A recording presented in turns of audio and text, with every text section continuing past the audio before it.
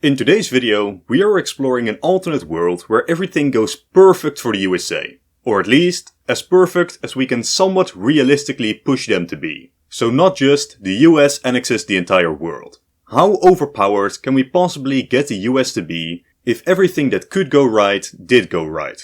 Now, just to be clear, we will mostly be changing American geopolitics and not their internal politics. Because what political path is best for the US will change from person to person, while their geopolitical ambitions I can be slightly more objective in. In this video, we will explore roughly 2 centuries of history, starting in 1812 and ending roughly around the 1990s. So with that, let's start our story in 1812.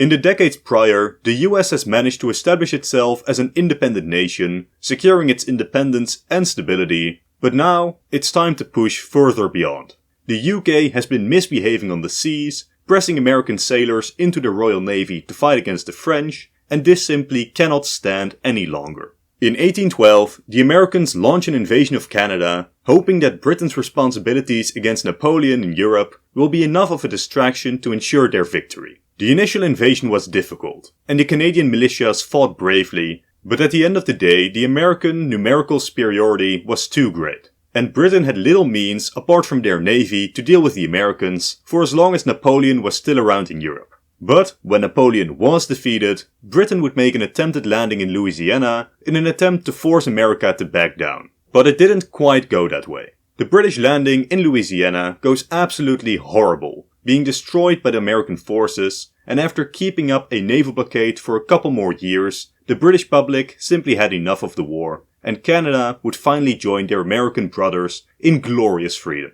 The next couple of decades would be spent on consolidation. Florida would be acquired by the Americans, while Canada, filled with British loyalists, needed to get a couple of revolts out of their system before realizing that sniffing maple syrup and saying sorry when mildly inconveniencing someone isn't as great as God-given gun-towing American freedom.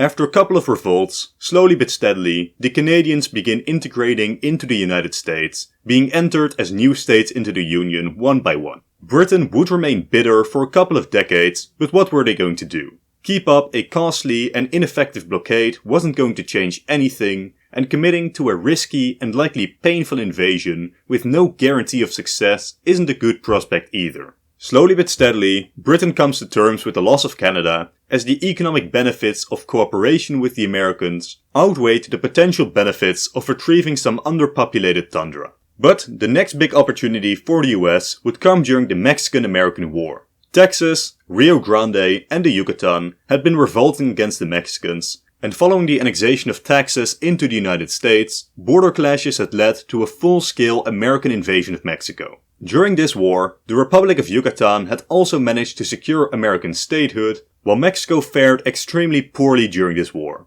After the fall of Mexico City, the question became what to do with Mexico now.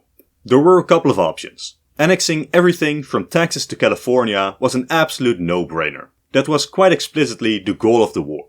But there were calls to go even further and annex parts of northern Mexico as well, and, with the Canadian Free States being added to the Union, taking more Mexican states to turn into slave states would be a much more acceptable political goal. There was also an even more radical proposal, wherein the US was to annex all of Mexico.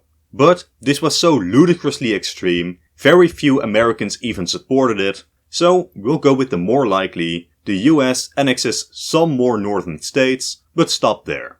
But now, the chessboard has been set for a conflict between free and slave states in the US. While it may be ideal for the US to completely avoid this war, I said I would focus on geopolitics, not internal politics. So, the issue of slavery is bound to explode at some point. This alternate war would see the borders drawn roughly along these lines, but the war would not be fundamentally changed. While the South may take the initiative, much like in our own timeline, at the end of the day, there is just a total gap in power between the two sides, even with a slightly larger South.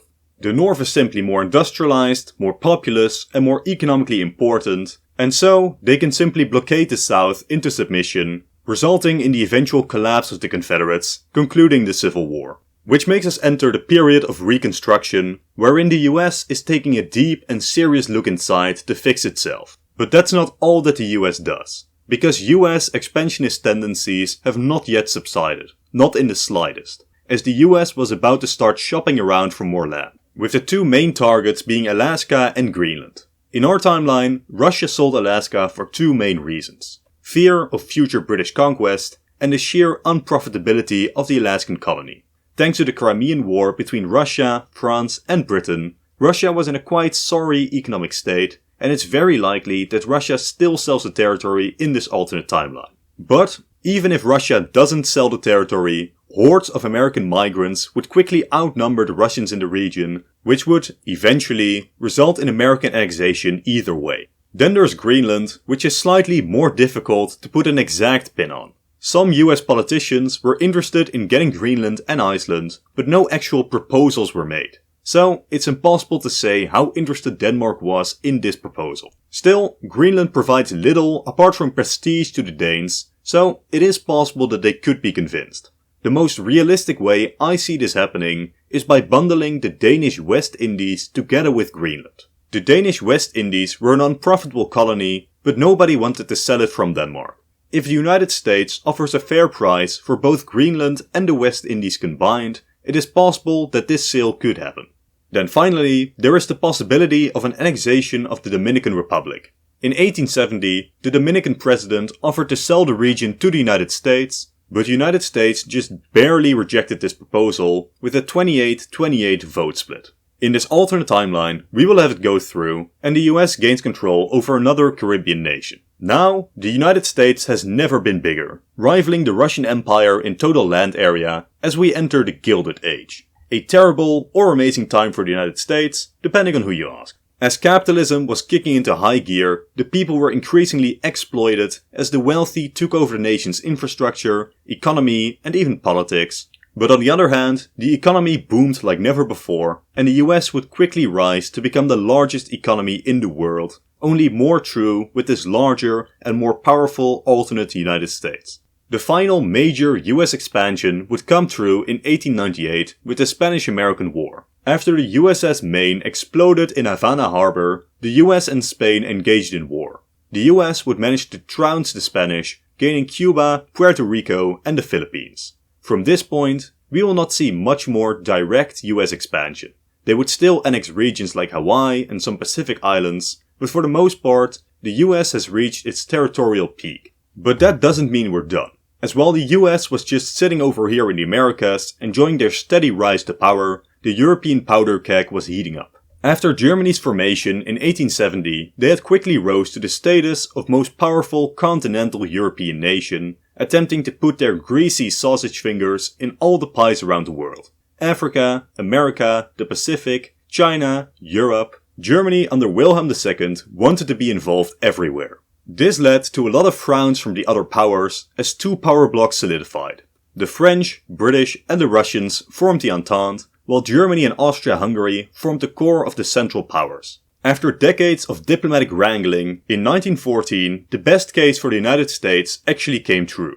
Europe had decided to set itself on fire. In a 4-year slog, the European industrial powers exhausted themselves against each other, allowing the United States to prosper like never before, as British economic dominance declined and American dollars became the foundation upon which the Entente war effort was built. For a minute, as Russia had collapsed to the German war effort, it looked possible that the French and the British might fully collapse, risking American investment, meaning that the US would need to get involved to prevent that from happening and ensure that the Entente does defeat Germany.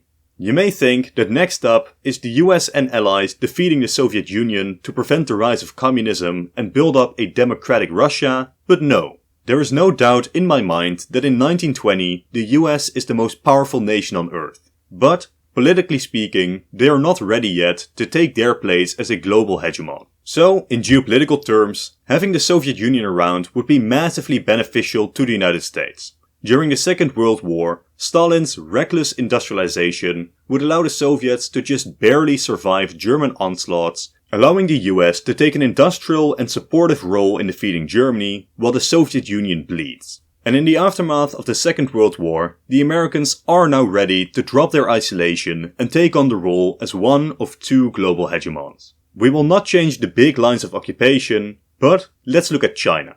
The outcome of the Chinese Civil War will have major consequences, but in our timeline, the West didn't assist the nationalists, and as such, the communists took over the most populous nation on Earth. The nationalists winning this civil war and securing China would be absolutely massive for American hegemony over Asia.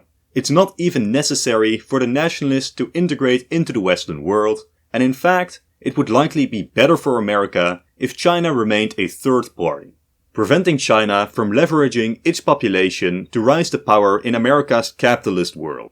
But even having China as a third party in the Cold War instead of a communist nation completely prevents conflicts like the Korean and Vietnam Wars, preventing the spread of communism into much of Asia upon independence, and on the whole, the Cold War is significantly more in America's favor. So, with the Soviet Union from our timeline already being unable to compete, this alternate Soviet Union would almost certainly be outcompeted militarily, industrially, and diplomatically by the West. After decades of great power competition, the Soviet Union and their sphere would collapse, lauding in the true start of Pax Americana. In Europe, American influence would push itself east, while in Asia, North Korea would collapse without communist China or the Soviet Union to protect it, ensuring the reunification of the peninsula under South Korea.